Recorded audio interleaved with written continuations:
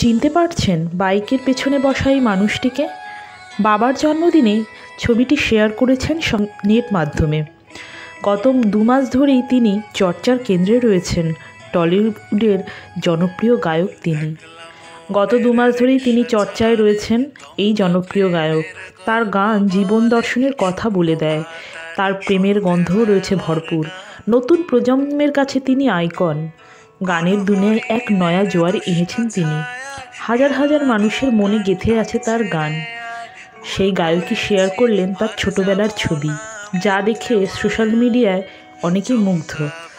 School uniform পরে বাবার বাইকের পেছনে বসে টলিউডের এই জনপ্রিয় শিল্পী। চেহারা একেবারে আর 5টা সাধারণ ছেলের মতোই, চোখে চশমা, পিঠে স্কুল ব্যাগ। মানুষটি আর কেউ নন, আমাদের সবার প্রিয় অনুপম রায়। স্কুল ইউনিফর্মে নিতান্তই তিনি একজন ভালো মানুষ হয়ে বাবার বাইকের পেছনে বসে আছেন সেই কিশোর বয়সে। দেখে মনে হচ্ছে কিশোরের 9ম বা 10ম শ্রেণীতেই পড়েন সেই সময়। এই ছবি দেখে কি চেনা যাচ্ছে আসলেই ইনি সেই অনুপম রায় যার গাওয়া গান মানুষের জনপ্রিয়তার তুঙ্গে? অনুপম রায় এই ছবি পোস্ট করেছেন এবং ক্যাপশনে লিখেছে, বাবা তুমি আমার হিরো, শুভ জন্মদিন বাবা। এই ছবিতে অনুপমের ভক্তদের কমেন্টের বন্যা বয়ে গিয়েছে। সকলেই জানতে চাইছেন এই গায়ক কোন স্কুলের ছাত্র ছিলেন প্রসঙ্গত। হ্যাঁ, তবে বলি, অনুপম কলকাতা সেন্ট পল বোর্ডিং স্কুলের পড়ুয়া ছিলেন। সেখান থেকেই তিনি পড়াশোনা করেন। তারপর যাদবপুরের বিশ্ববিদ্যালয়ে ইঞ্জিনিয়ারিং নিয়ে পড়াশোনা করেছেন। 2004 সালে তিনি গোল্ড মেডেলও পান। তারপরে তিনি ইঞ্জিনিয়ারিং ছেড়ে গানটাকে পেশা হিসেবে বেছে নেন। সত্যি ওনার মধ্যে এত ট্যালেন্ট রয়েছে, সত্যি মুগ্ধ হয়ে যায় মানুষ।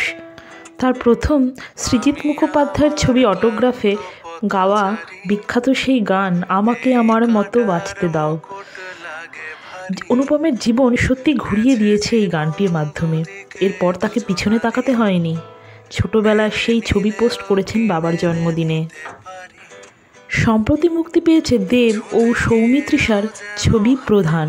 সেই ছবিতেই গান গেয়েছেন ফিরে এসো, তাই ফিরে এসো তাসের ঘর হয়ে। এই গানটির মধ্যেও রয়েছে বেদনার সুর। তাতেই চোখ ভিজেছে প্রত্যেকটি অনুরাগীর। এখন সোশ্যাল মিডিয়ার অনুপমের পোস্ট করলেই নেটিজেনরা তার সমবেদনা জানাতে ছাড়েন না। হঠাৎই অনুপমের ক্রেজ বেড়ে গিয়েছে ভক্তদের মধ্যে। আর হবে নাই বা কেন? তার মতো একজন গুণগত মানুষ কজন রয়েছে?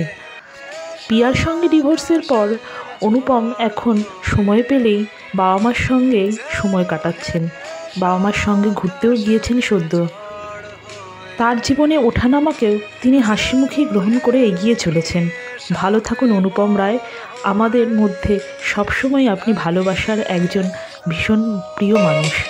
ফিরে এসো তুমি প্রতিবাদ হয়ে, শত